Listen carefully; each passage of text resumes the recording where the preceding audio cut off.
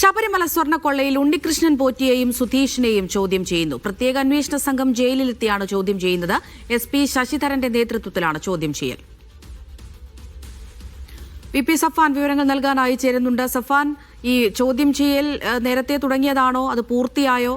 എന്തൊക്കെ വിവരങ്ങളാണ് ലഭ്യമാകുന്നത്?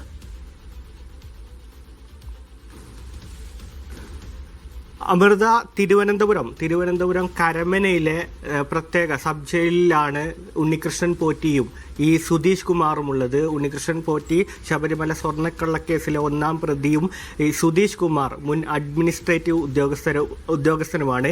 ഇരുവരും ഇപ്പോൾ ജയിലിലാണ്.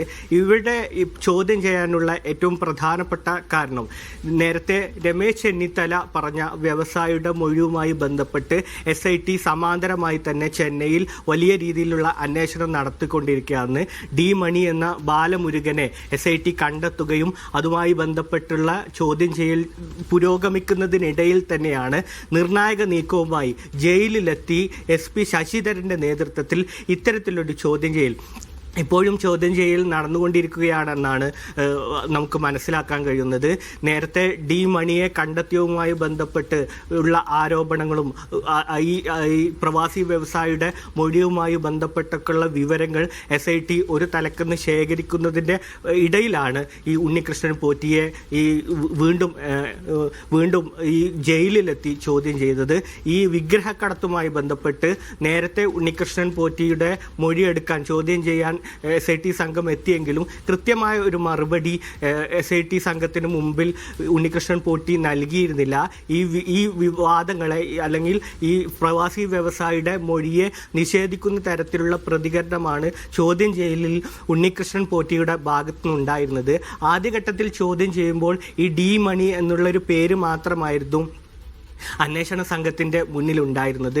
ഇപ്പോൾ ഇന്നലെ അദ്ദേഹത്തെ കണ്ടെത്തി ഇപ്പോൾ വീണ്ടും ചോദ്യം ചെയ്തതിൻ്റെ പശ്ചാത്തലത്തിൽ കൂടുതൽ വിവരങ്ങളുടെ എടുത്തതിൻ്റെ പശ്ചാത്തലത്തിലാണ് ഈ വിഗ്രഹക്കടത്തുമായി ബന്ധപ്പെട്ടുള്ള ആരോപണത്തിൽ ഉണ്ണികൃഷ്ണൻ പോറ്റിയുടെയും മുൻ അഡ്മിനിസ്ട്രേറ്റീവ് ഓഫീസറുടെയും ജയിലിലുള്ള ഈ കേസുമായി ബന്ധപ്പെട്ട് സ്വർണ്ണക്കള്ളക്കേസുമായി ബന്ധപ്പെട്ട് ജയിലിലുള്ള ഈ 2 പ്രതികളുടെയും മൊഴി SIT സംഘം രേഖപ്പെടുത്തുന്നത്. വളരെ ഗുരുതരമായിട്ടുള്ള ആരോപണമാണ് ചെന്നിത്തല പറഞ്ഞ മുൻ ആഭ്യന്തരമന്ത്രി കൂടിയായ രമേശ് ചെന്നിത്തല പറഞ്ഞ വ്യവസായവുമായി ബന്ധപ്പെട്ട് ഈ സ്വർണ്ണക്കൊള്ള കേസിലുള്ളത്. ഇതൊരു കേവല സ്വർണ്ണ മോഷണം എന്നതിനപ്പുറത്തേക്ക് അന്താരാഷ്ട്ര വിഗ്രഹക്കടത്തുമായി അടക്കം ഇതിന് ബന്ധമുണ്ട്.